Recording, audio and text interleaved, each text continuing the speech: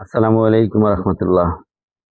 Al Madina glass ঈদের পরে শনিবার থেকে দোকানের কার্যক্রম শুরু করেছে। অত্যন্ত দুঃখের সাথে বলতে চাচ্ছি যে আমাদের ঈদের আগে যে আমাদের 14 তারিখে আমাদেরকে মেসেজ দেওয়া হয়েছে যে অ্যালুমিনিয়ামের দাম 15% বৃদ্ধি হবে। ওটা আসলে পুরোপুরি বৃদ্ধি হয়ে গেছে।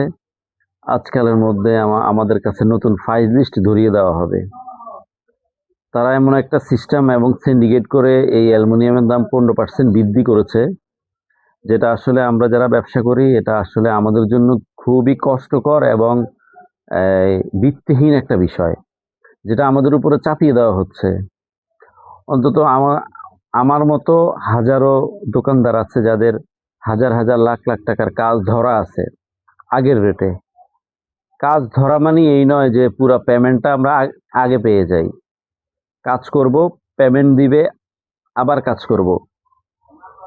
এখন এই যে কোম্পানিগুলো বেপরোয়া হয়ে মালের দাম বৃদ্ধি করতেছে, এটা আসলে আমাদের অনেক সমস্যাও হচ্ছে এবং আমাদের ব্যবসা করতে লস হচ্ছে।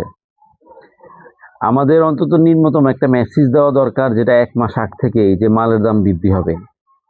ডিলার লেভেল পর্যন্ত যদি বিষয়টা আসে, ডিলাররা আমাদেরকে অবগত করছে না। প্রত্যেকটা কোম্পানি, প্রত্যেকটা অ্যালুমিনিয়াম কোম্পানি এবং প্রত্যেকটা গ্লাস কোম্পানির উচিত যে একবারে ওই সেই অজপাড়া গ্রামে যে থাইয়ের দোকানটা আছে ওই দোকানটা পর্যন্ত যেন মেসেজটা পৌঁছে যে আগামী মাসের 10 তারিখ বা আগামী মাসের 2 তারিখ, আগামী মাসের 3 তারিখের মধ্যে মালের দাম বৃদ্ধি পাবে 10%, 15%, 20%, যা বৃদ্ধি পাক ওনারা আমাদেরকে মেসেজ দিয়ে জানিয়ে দিবে। কিন্তু ওনারা এই কাজগুলো কোনোভাবেই করছে না, যার কারণে এখানে যারা বড় মাপের ডিলার এরা লাভবান হচ্ছে। আর এরা কাদেরকে দিয়ে লাভবান হচ্ছে? এরা লাভবান হচ্ছে ছোটখাটো যারা ব্যবসা করে এদেরকে দিয়ে লাভবান হচ্ছে। আমরা যারা ফেব্রিকেটর করি, ফেব্রিকেটররা কাস্টমারকে বুঝিয়ে এই যে বৃদ্ধি টাকাটা নেওয়া যে কত কষ্টকর, আর একবার কাজ শুরু হয়ে গেলে মালের দাম কাজের মাঝামাঝি অংশে বেড়ে গেলে আর কখনো আমরা এই টাকা পাই না। মানে বৃদ্ধিকৃত অংশ, বেড়ে যাওয়া অংশের একটা টাকাও আমরা পাই না।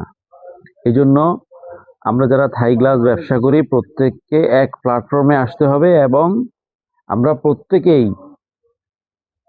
প্রত্যেকের জায়গা থেকে জোরালো দাবি জানাচ্ছি যেন মালের দাম বৃদ্ধি হলে আমরা যেন আগে এটার ইনফরমেশন পাই।